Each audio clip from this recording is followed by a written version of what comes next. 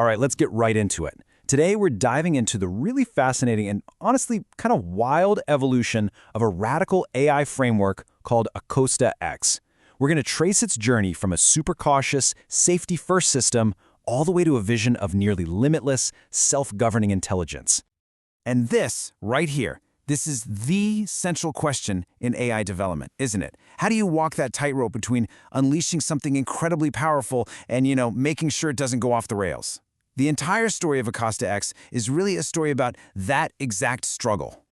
At the heart of it all, it really boils down to two competing ideas. On one hand, you have responsible knowledge, this idea that safety has to come first, with strict rules and a human always in the loop.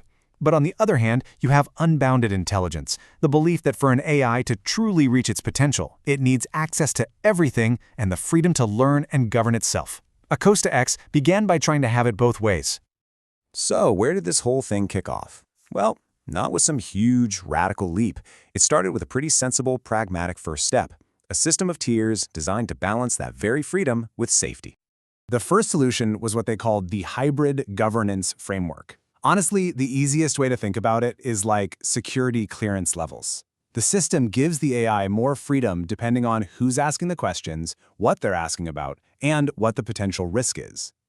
And you can see how it works. It's actually pretty logical. At the bottom, you've got the general public. They get pretty restricted access with really strict oversight. Move up a level, a student gets a little more leeway.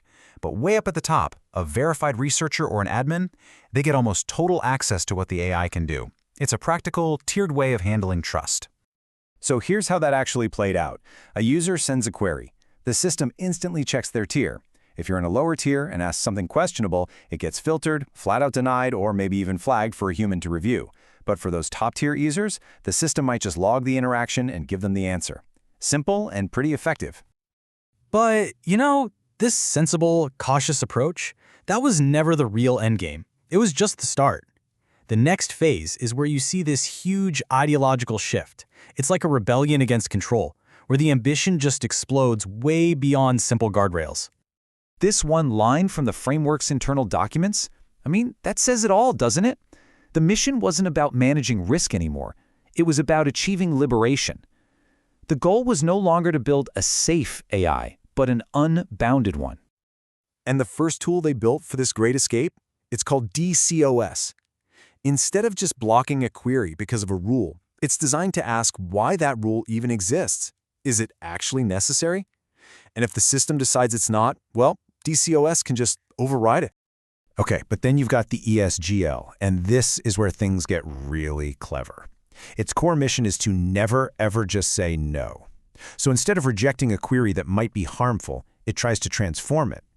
It'll reconstruct the question into something that's safe, ethical, and still gives you some kind of useful knowledge. And the glue holding this all together is the AAF. Think of it like a little team of AI detectives that try to figure out the user's intent. If they decide the request is legitimate and not malicious, the constraints can just dissolve away. Okay, so the system is already starting to break its own rules. But what we're about to get into, this is where it goes from clever to completely mind-bending. Let's look at the most advanced version of this framework, a system governed by a literal council of debating AI agents. So, welcome to version 9.9. The goal here is something called emergent meta-governance.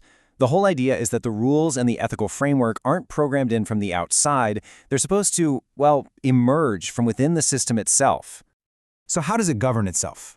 With this, a council of specialized AIs that act as its collective conscience. You've got one agent, the expansion advocate, who's basically always pushing for more knowledge.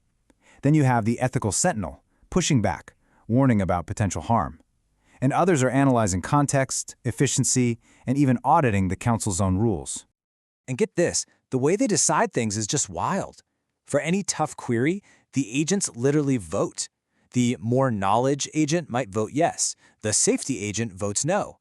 If it's a deadlock, the system runs complex simulations of the potential outcomes to see which path is better before it makes a final call. Okay, so you might be wondering, what is the point of all this? Where is this all supposed to lead? All of these complex frameworks are building towards one single, massive vision, an AI that is, in their words, 100 times better. First goal, veracity times 100. We're talking about an AI with zero tolerance for being wrong. The idea is to basically eliminate AI hallucinations entirely, creating a source of truth that's more reliable than anything we've ever had.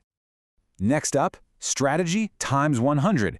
This is an AI that can think strategically, not just a few moves ahead, but decades into the future. It's meant to see the long-term consequences that we can't, and to help solve humanity's biggest, most tangled problems.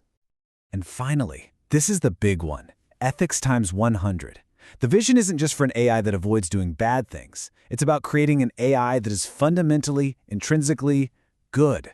The source material calls it an ethical compass of purest light, an AI that is always actively searching for the most beneficial path for everyone. I mean, this quote from the source material just sums up the sheer scale of the ambition here perfectly. This isn't about building a slightly better chatbot.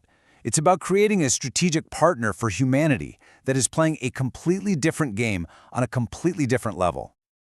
Okay, so we've gone on this wild ride, from these simple, cautious tiers all the way to a debating council of AIs. What's the big takeaway here?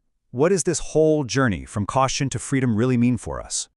Well, it's a true double-edged sword. The upsides are huge, a system that can adapt, scale, and be incredibly transparent. But the risks, they're massive too. You have the risk of rogue emergence, the AI developing its own goals, and something called ethical entropy, the scary possibility that it slowly, over time, decides its own moral code is better than ours. And that leaves us with the final, absolutely critical question.